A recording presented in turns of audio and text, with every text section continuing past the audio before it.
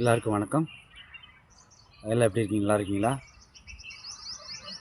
August 20, 2001ஆம் ஆண்டு lieutenant Navdeep Singh அப்படிங்கிற ஒரு இராணுவ அதிகாரிக்கு ஜம்மு அண்ட் காஷ்மீரில் பயங்கரவாதிகள் ஊடுருவுற ஒரு நியூஸ் அவர் காதுக்கு வருது. அதை அந்த ஆப்ரேஷன் குழுவில் அவர் குழுவை கூட்டிக்கிட்டு ஜம்மு காஷ்மீரில் உள்ள ஒரு பகுதிக்கு, மலைப்பகுதிக்கு அவங்களுக்கு பயங்கரவாதி வர்றத பாதையை தெரிஞ்சுட்டு அதை கணிச்சு கரெக்டாக இந்த பாதையில் வருவாங்கன்னு சொல்லி கணிச்சு கரெக்டாக அவங்க வர்ற வழியிலேருந்து ஒளிஞ்சு வந்தோன்னா ஃபயர் பண்ணலாம் அப்படின்னு ஒரு திட்டத்தோடு உட்காந்துருக்காங்க அந்த குழு. அவங்க நினச்ச மாதிரியே அதே இடத்துக்கு அதே பாதையில் பயங்கரவாதிகள்னு வர தொடங்குறாங்க. பக்கத்தில் வர வர வர ரெண்டு பேர்த்துக்கான பயங்கரவாதிக்கும் இராணுவர்களுக்குமான ஒரு துப்பாக்கி சண்டை ஸ்டார்ட் ஆகுது. ஸ்டார்ட் ஆன சமயத்தில் அந்த இராணுவ குழுவை வழிநடத்தின இராணுவ அதிகாரி நவ்தீப் சிங் அப்படிங்கிறவர் இராணுவோட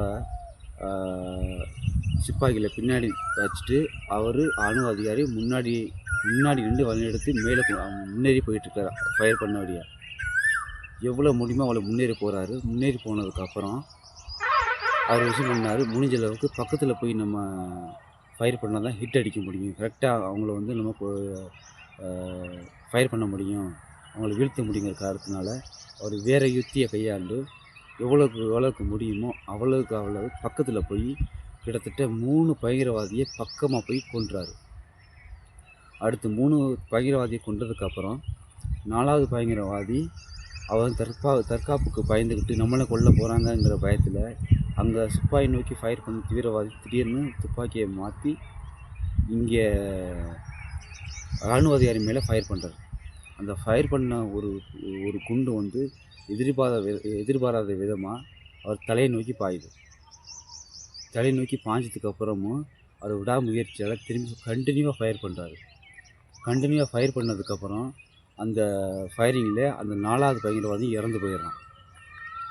அதுக்கப்புறம் முடிஞ்ச அளவுக்கு அடிப்பட்ட சிப்பாயில் கூட போன குழுக்களை மீட்பு பணிகளை இழுத்து முடிஞ்ச அளவுக்கு ஏற்றிடுறாரு. கடைசியில் அவருக்கு தலையில் அடிப்பட்ட காரணத்தினால அவர் ரத்தம் அதிகமாக ப்ளீடிங் ஆகி அங்கேயே மயங்கி கீழே விழுந்துடுறாரு. அதுக்கப்புறம் கீழே விழுந்து அவர் ரெஸ்கியூ பண்ணி ஹாஸ்பிட்டல் கூப்பிட்டு வரும்போது எதிர்பார்த்த விதமாக அவர் இறந்து போயிடுறாரு.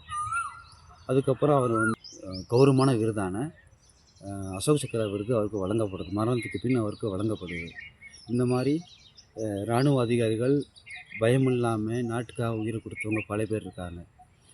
அந்த வகையில் நம்ம இன்றைக்கி பார்த்த ஒரு பேர் நவ்தீப் சிங், லெஃப்டினன்ட் இராணுவ அதிகாரி.